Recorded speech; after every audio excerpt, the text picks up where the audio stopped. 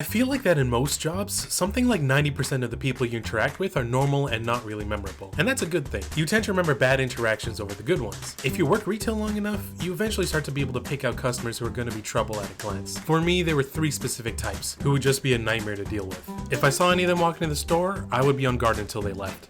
The Karens. You know the type. Middle-aged women, often mothers, with "I want to speak to your manager" haircuts and enough entitlement to make Seto Kaiba blush. Karens were the hardest to pick out at a glance because despite the memes, they generally look and act like regular customers. Unless they come in with a haughty air about them, which some of them do, you don't know you're dealing with a Karen unless it's too late. During my time working customer service, a Karen came up to the returns desk with a box that looked kind of suspicious. "Hi, I'd like to exchange this faucet. It doesn't work anymore and I don't have a receipt for it." Immediately, I saw that there were a few things wrong with this situation. The most obvious is that the box she brought the faucet in was for a chandelier.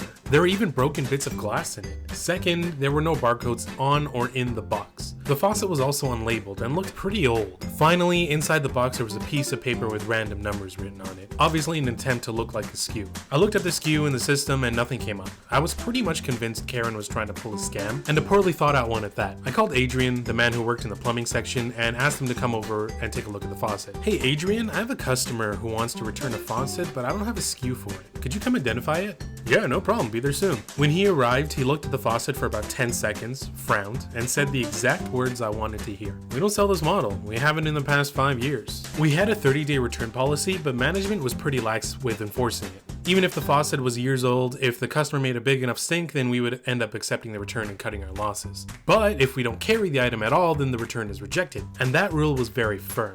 This is when the customer blew her cover and went full Karen. If that's the case, I won't be able to accept the return or give you an exchange. "That is completely unacceptable. I've been a loyal customer for years. I will not be treated like this. I want to speak to your manager." I called for a manager, and when he showed up, I explained the situation. He asked Adrian if he was sure we don't carry the faucet, which he confirmed. "Well, given the situation, ma'am, we can't accept a return for an item we don't sell. But since you're a loyal customer, I'd be happy to offer you a discount on a new faucet." "Unacceptable. The faucet you sold me doesn't work anymore. You should do the right thing and replace it." "Ma'am, this wasn't purchased from one of our stores." "Are you calling me a liar? I'll be reporting you to head office." During this commotion, my manager Amy came up and tried to help defuse the situation. So now we had 2 managers, the plumbing guy, and me trying to help this woman while she had an absolute meltdown. "You can't treat me this way! I'm gonna ruin you on Facebook and Instagram." That broke me. I'm pretty sure I've heard every iteration of the phrase, "Fine, I'll take my business elsewhere." But threatening with social media was just so ridiculous to me that I just lost it and started laughing. Karen didn't like that one bit. "How dare you laugh at me? I'll have you reported." "You're gonna report me for laughing?"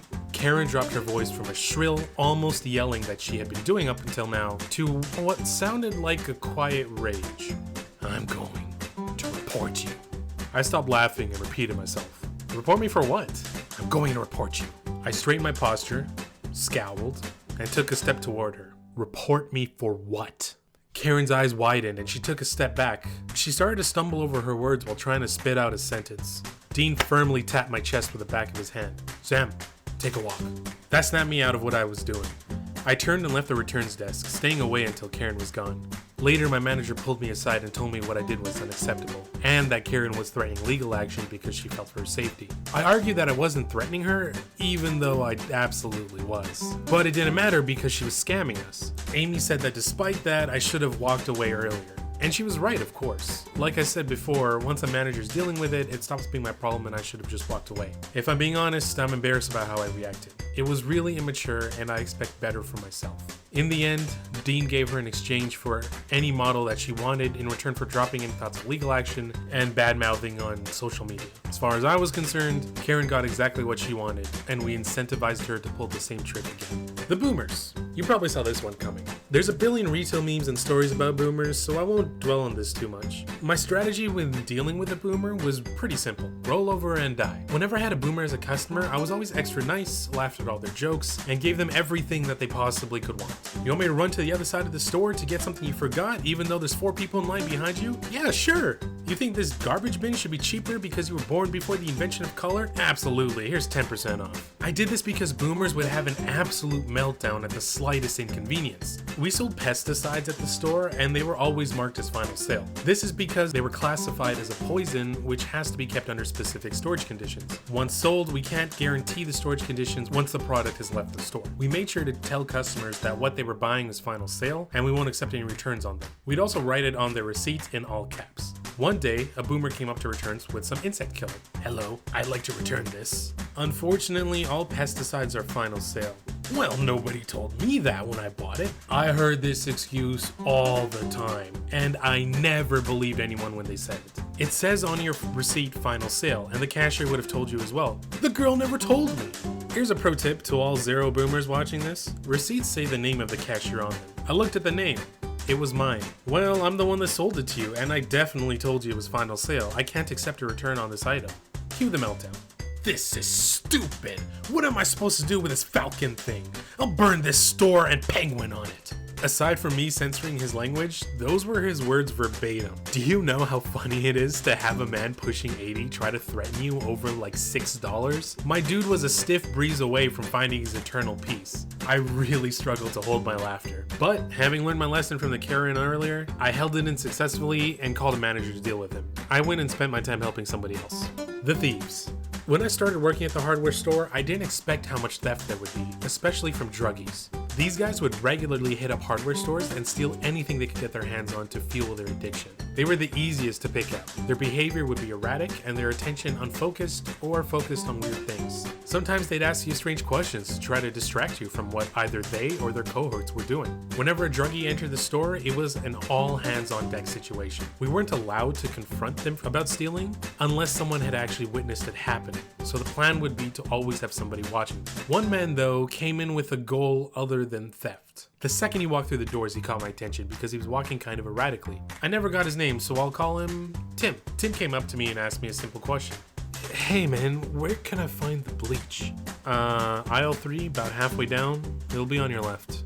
He nodded his head and walked away. I waited until he was out of eyesight and followed him, peeking around the corner so he wouldn't see me. Things seemed normal enough at first. He grabbed a big jug of bleach off the shelf and started to leave the aisle. Only, instead of heading to a register, he went in the opposite direction and into the washroom. There was no way I could follow him into the washroom without being obvious about it. And the thought of following someone into there just made me feel like a creep in general. So I went back to the returns desk. About 5 minutes later, Tim came up to my desk with bleach in hand. Immediately, a strong smell of bleach washed over me. I looked at the bottle and noticed that the cap had been opened. I also noticed some red stains on his shirt that weren't there before. Tim tried to speak, but he started coughing violently. When he managed to get some words out, his voice sounded a lot more gruff and strained. He sounded like he was in a lot of pain. How much? $3. He handed me a $5, and before I could give him his change, he grabbed the jug and walked out of the store. I looked through the window and saw him place the jug on the ground, start coughing again, and walk away. That was really weird. I had a feeling that I should go check on the washroom. I made my way there and opened the door. Oh my god. There was blood everywhere. On the floor, on the walls, and especially in the sink. It was like I walked into a slasher movie. All that was missing was a dead body. Suddenly, it all clicked. The open cap on the bleach, the violent coughing, and the blood on his shirt, along with all his blood here. Tim picked up the bleach, took it to the bathroom, cracked it open, and took a swig, destroying his throat. Then he hacked up enough blood to paint the room a new color. I took an extra long break after that one. Hey, thanks for making it to the end of the video. I hope you really enjoyed the story. It was a lot of effort to get this one done, and it's much longer than what I aimed for initially. I actually ended up cutting about a minute from the total runtime, and I didn't want to split it into 2 parts. I just wanted to upload the whole thing so the flow wouldn't be broken. If you like this story and you like what I'm doing here, please subscribe to my channel and like the video. Also hit the bell for notifications so you know when I upload a new video. I'm aiming for 1 a month right now, but the more subscribers I get, hey, I might start uploading more than that. The next story is going to be near and dear to my heart, so please stick around and watch that when it comes out. I did have a lot of fun making this one though. Be sure to leave a comment down below and tell me what you think. I promise I read every single one of them. Again, thanks for watching. I appreciate all the support. I've got a lot of DMs of just people giving me their support and telling me how much they like my stories, and I really, really appreciate those messages. Thank you so much. I'll see you guys next time with another story. Thanks again. Bye.